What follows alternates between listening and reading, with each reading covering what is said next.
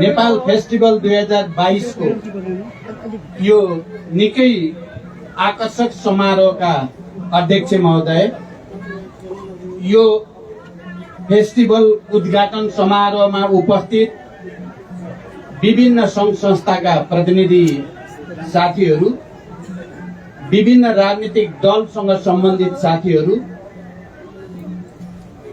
Japan सरकार र यो फुकुओका विदेश विभागका प्रमुख तथा अन्य जापानी मित्रहरू, सबभन्दा पहिला त म आफूलाई निकै खुसी र गर्वको महसुस भएको कुरा तपाईहरुलाई जानकारी गराउन चाहन्छु। तपाईहरुले यस्तो नेपाल फेस्टिभल भनेर त वर्षौंदेखि मनाउने गर्नु भएको रहेछ, तर म त्यस्तो सौभाग्यशाली बन्ने अवसर भयो। पूर्व प्रधानमन्त्रीको हैसियतले प्रमुख अतिथिको रूपमा यो फेस्टिभलको उद्घाटन गर्ने म नै पहिलो बन्न पाएछु। त्यसको निम्ति म खुसी व्यक्त गर्न चाहन्छु र सबै आयोजकहरूलाई म धन्यवाद भन्न चाहन्छु। तपाईहरुले नेपाल फेस्टिभल मार्फत जापानमा रहेर पनि नेपालको जातीय विविधता, भाषिक विविधता, सांस्कृतिक विविधता र नेपालको उत्पादनलाई प्रमोट गर्ने जो काम गर्नु भएको छ, तपाईहरु सबै धन्यवादको पात्र हुनुहुन्छ। म मेरो तर्फबाट पूर्व प्रधानमन्त्रीको हैसियतले तपाईहरुलाई बधाई भन्न चाहन्छु र यो फेस्टिभलको पूर्ण सफलताको निम्ति हार्दिक शुभकामना पनि भन्न चाहन्छु। अहिले यो फेस्टिभल मनाउँदै गर्दा यो विशेष छ भन्ने कुरा यहाँ राजदूतावासका प्रतिनिधि अम्बिकाजीले राखि नै सक्नुभयो। नेपाल र जापानको सम्बन्ध निकै पुरानो छ र त्यसमा पनि अध्ययनको लागि यहाँ आउने विद्यार्थीहरू 120 वर्ष अगाडिदेखि निरन्तर जापानमा अध्ययन गर्ने र त्यो संख्या निरन्तर बढ्दै गएको छ। त्यस उपलक्ष्यमा पनि यो फेस्टिभल हुँदैछ। म जापान सरकार र जापानी जनतालाई पनि हार्दिक बधाई र धन्यवाद भन्न चाहन्छु। तपाईहरुले नेपालको शैक्षिक विकासको निम्ति, आर्थिक विकासको निम्ति, किनकि जापान नेपालको दाता राष्ट्रहरू मध्ये पनि अग्रणीमा पर्ने राष्ट्र हो, त्यो नाताले नेपाल जापानको सम्बन्ध पनि धेरै पुरानो र घनिष्ठ रहेको छ। नेपालको आर्थिक विकास, शैक्षिक विकास र सामाजिक सुरक्षाको निम्ति पनि जापानको सहयोग अद्वितीय, असाधारण नै रहने गरेको छ।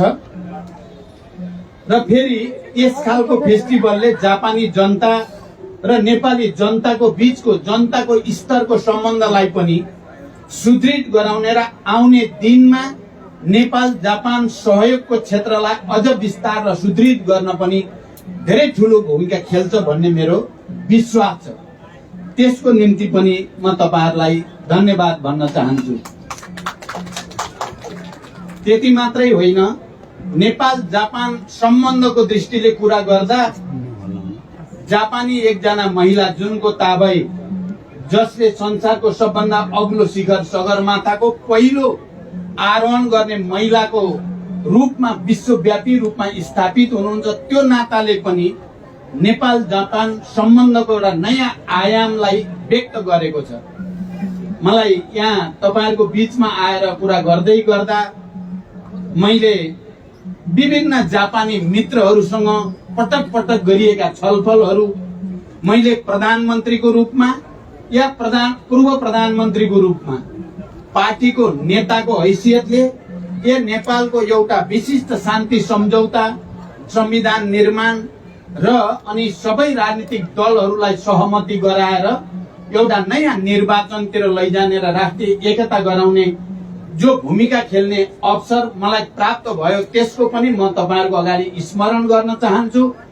जसरी हामीले राष्ट्रिय एकता कायम गर्दै संविधान निर्माण गर्ने, राष्ट्रिय एकता कायम गर्दै निर्वाचन, लोकतान्त्रिक निर्वाचन प्रक्रिया अगाडि बढाउने र अहिले राष्ट्रिय एकता कायम गर्दै देशको आर्थिक विकास र समृद्धितिर हामी केन्द्रित हुन चाहेका छौं। यस्तो बेलामा तपाई जापानमा रहनुभएका झण्डै 1 लाख नेपालीहरूको भूमिका पनि निकै नै महत्त्वको छ भन्ने कुरा म तपाईहरुलाई भन्न चाहन्छु। मैले विश्वका विभिन्न देशमा रहेका नेपालीहरूले जे अनुभव, जे ज्ञान र जे सिप र जे पुँजी आर्जन गर्नु भएको छ, मलाई लाग्छ तपाईहरुले नेपालको समग्र विकासको निम्ति कुनै न कुनै रूपले तपाईहरुले सदुपयोग गरि नै राख्नु भएको छ। तपाईहरुले गरेको योगदानले नै नेपालको अर्थतन्त्रलाई पनि अगाडि बढाउन निकै ठूलो भूमिका खेलेकै छ। र मैले देशको आर्थिक विकासको जो सम्भावना छ नेपालमा, त्यो सम्भावनालाई राम्रोसँग हामीले त्यहाँको राजनैतिक नेतृत्व, त्यहाँको सरकार र जनताले एउटा वातावरण बनाउन सक्यो भने तपाईहरुले जापानमा सिकेको सिप, हासिल गरेको अनुभव र आर्जन गरेको पुँजी, यो सबै नै नेपालको आर्थिक विकासको गतिलाई तीव्रता दिन महत्त्वपूर्ण हुने मैले विश्वास लिएको छु। म जापान आउने कुरा धेरै पहिलेदेखि हुने गर्थ्यो। विस्तृत शान्ति सम्झौता भएर नेपालमा संविधान सभाको निर्वाचन प्रक्रियादेखि नै जापान आउने मेरो इच्छा पनि थियो। र यहाँ आएर नेपालीहरूको स्थिति के छ, नेपालीहरूले कस्तो महसुस गर्नु भएको छ, प्रत्यक्ष तपाईहरुसँग भेटघाट गर्ने र तपाईहरुको अनुभूति साटासाट गर्ने पनि मेरो इच्छा थियो।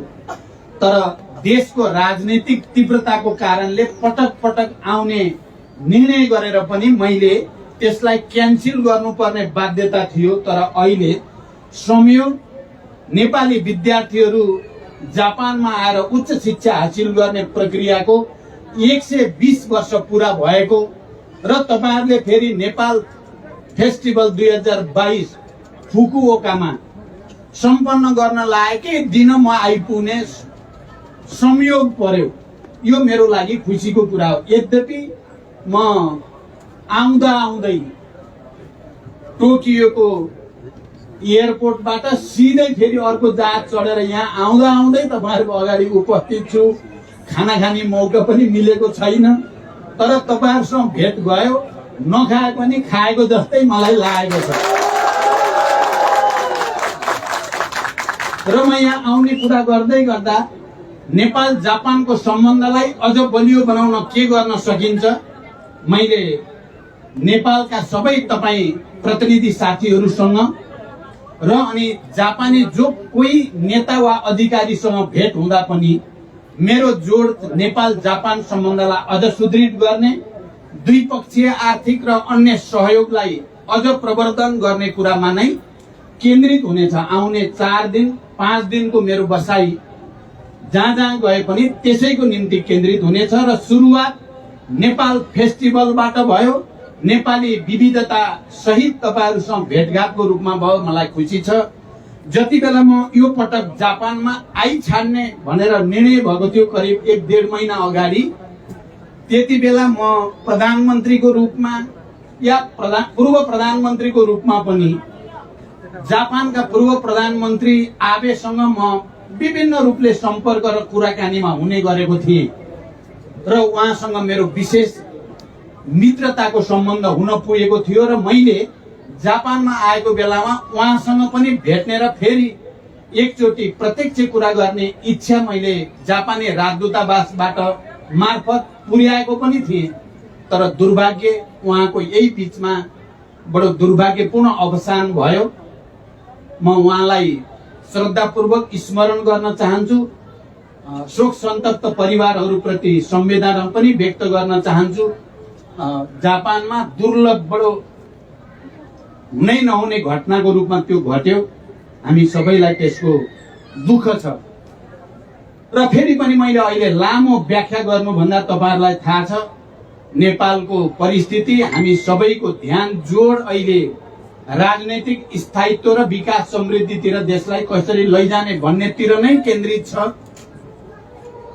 संविधान सभाको निर्वाचन भएर संघीय लोकतान्त्रिक गणतन्त्रको पहिलो प्रधानमन्त्री हुने बित्तिकै मैले देशको विकासको निम्ति भौतिक पूर्वाधारको विकास, त्यसको निम्ति सडक सञ्जालको विकास र विद्युतीकरण अनि पर्यटन र कृषिलाई प्राथमिकतामा राखेर अगाडि जान प्रयास गरेको थिएँ।